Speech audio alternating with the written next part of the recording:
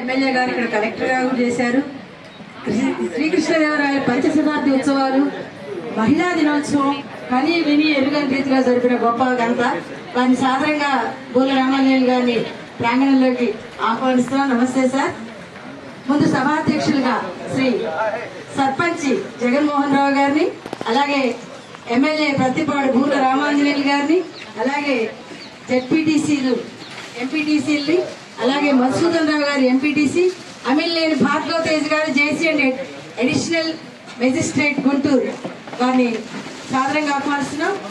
విజయలక్ష్మి గారు మండల పరిషత్ officer special officer, అలాగే ఎంఆర్ఓ కె రవిబాబు గారు, ఎంపీడీఓ రామకోటయ్య గారు, డిఈ పంచాయతీ వై రమేష్ గారు, కేడబ్ల్యూఎస్ శాఖ డిఈ అనిల్ కుమార్ గారిని వేదిక మీదకి ఆహ్వానిస్తూ సర్పంచ్ జగన్మోహన్ గారిని వారికి మొక్కని ఇవ్వవలసిందిగా, పర్యావరణ పరిరక్షణ కోసం మొక్కే దిక్కు రుక్కు మొక్కు, దానికి మొక్కలే మనకి చక్కని పర్యావరణ పరిరక్షణకి ఉపయోగపడతాయి. పరిమళ భరిత పుష్పగుచ్చాన్ని మన జేసీ గారికి గింజుపల్లి వారు అందించారు.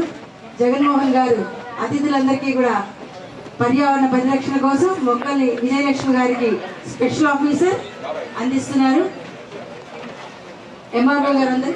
ఇప్పుడు ముందుగా మనం మహాత్మా గాంధీకి స్వాతంత్రోద్యమంలో ఒక్క రక్తం పొట్టు లేకుండా అహింస సత్యం ధర్మంతో మనకి స్వాతంత్రం తెచ్చిన వారికి పూలమాల వేయవలసిందిగా అతిథుల్ని కోరుకుంటున్నాను. మహాత్మా గాంధీ చిత్రపటానికి పూలమాల వేసి, జాతి పిత ఆయన స్వాతంత్ర సమరంలో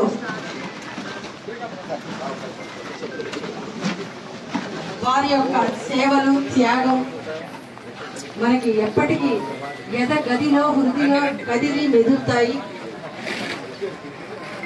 జేసీ భార్గవ తేజ్ గారు, అలాగే బూల రామాంజనేయులు గారు, సర్పంచ్ జగన్మోహన్ రావు గారు అందరూ కూడా మహాత్మా గాంధీ జీవితానికి ఒక మంచి పూలమాలను వేసి దేశభక్తిని చాటుకొని మనందరి మనసులో దేశభక్తిని నాటారు, చాటారు. ధన్యవాదాలు. జనసేన నాయకులు కొర్రపాటి నాగేశ్వరరావు గారికి, అట్లాగే మన ఎంఆర్ఓ గారు కె రవిబాబు గారికి, మన ఎంపీడీఓ గారు రామకోటయ్య గారికి, మన భాగ్యరావు గారికి, ప్రసాద్ గారికి, అందరికీ ఇక్కడికి ఇచ్చేసిన మన గ్రామ ప్రజలందరికీ పేరు పేరున హృదయపూర్వక శుభాకాంక్షలు తెలియజేస్తున్నాను.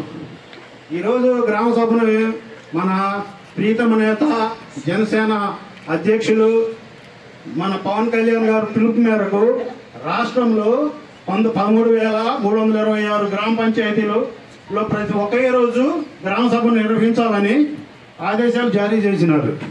వాళ్ళ ఆదేశాల ప్రకారము, మినిస్టర్ గారి ఆదేశాల ప్రకారము ఈరోజు మన ఎమ్మెల్యే గారు ఎంతో నైపుణ్యంతో ఇక్కడికి వచ్చేసి మన గ్రామం మీద ప్రేమతో ఫస్ట్ గ్రామ సభను మన గ్రామ ప్రజల అదృష్టంగా భావించాలి ఈ కార్యక్రమాన్ని. ఎందుకంటే 13,326 గ్రామాల్లో ఈరోజు ఒకే రోజు కార్యక్రమాన్ని గ్రామ సభ నిర్వహించుతున్నారు. ఈ కార్యక్రమానికి మన ఎమ్మెల్యే గారు మొట్టమొదట మనూరు రావడం అనేది మన గ్రామ ప్రజలు చేసుకున్న పుణ్యం ఇది. ఎందుకంటే ఎన్నో మన పత్తిపాడు నియోజకవర్గంలో చాలా ఊర్లు ఉన్నాయి, కానీ అన్ని కాకుండా ఫస్ట్ మన ఊరికి వచ్చాయంటే మన అదృష్టం, అది మన గ్రామ ప్రజలు చేసుకున్న పుణ్యం అని నేను భావిస్తున్నాను. మన కోదండరామ ఆశీస్సులు ఉంటాయి కాబట్టి మనం ముందుగా మన ఎమ్మెల్యే గారు మన గ్రామానికి వచ్చేస్తున్నారు.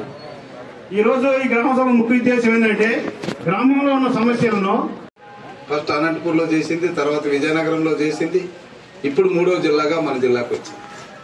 కాబట్టి మనకు ఒక జాయింట్ కలెక్టరు చక్కటి పరిపాలన అందించడానికి ఉన్నారు.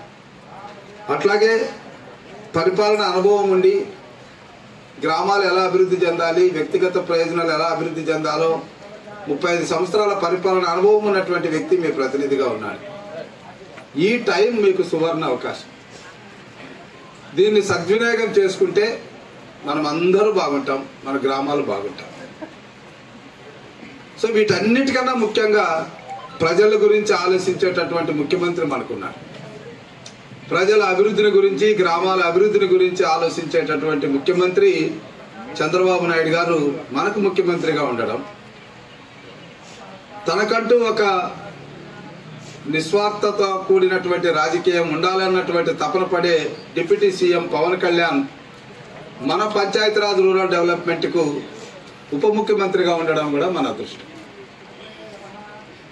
అంతేకాకుండా మనకు 2 పార్టీలు కేంద్రంలో బీజేపీ ఈ కార్యక్రమానికి అంటే గ్రామీణ ఉపాధి హామీ పథకం అనేటువంటి కార్యక్రమానికి నిధులు ఇవ్వాలంటే కేంద్ర ప్రభుత్వం ఇవ్వాలి. సో కేంద్ర ప్రభుత్వం మనకి ఈరోజు మన ప్రభుత్వంలో జట్టు కలిగి వాళ్ళకి ఎలాంటి అభిప్రాయాలు ఉండకూడదు.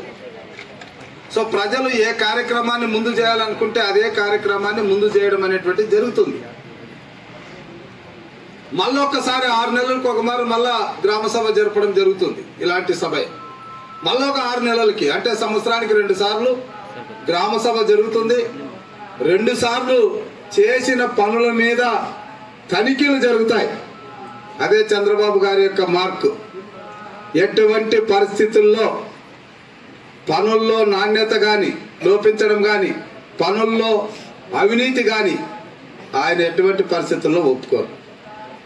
సో 2 సార్లు మన గ్రామంలో ఆడిట్ జరుగుతుంది, 2 సార్లు గ్రామ సభలు జరుగుతాయి. మరి ఇంత ప్రతిష్టతో కూడినటువంటి ఈ కార్యక్రమం వెనక ఏముంది అంటే కేంద్రంలో అత్యధిక బడ్జెట్ ఉన్నటువంటి శాఖ పంచాయతీరాజ్ రూరల్ డెవలప్మెంట్. ఎందుకంటే నేను అందులో 3.5 సంవత్సరాలు పనిచేశా. అప్పటి వరకు గ్రామీణ ఉపాధి హామీ అంటే పేదలకు కూలీ ఇచ్చేటటువంటి పథకం. వాళ్ళు పోయి చెరువులో దిగితే ఓ 2 గంటలు 3 గంటలు అలా ఇలా తిరిగితే ఒక 50 రూపాయలు 100 రూపాయలు వాళ్ళ అకౌంట్లో వేసే పథకం తప్ప మరొకటి కాదు. అయితే రాష్ట్రం విడిపోయిన తర్వాత నిధులు కొరత ఉన్నప్పుడు ఏ కార్యక్రమంలో ఏ రకం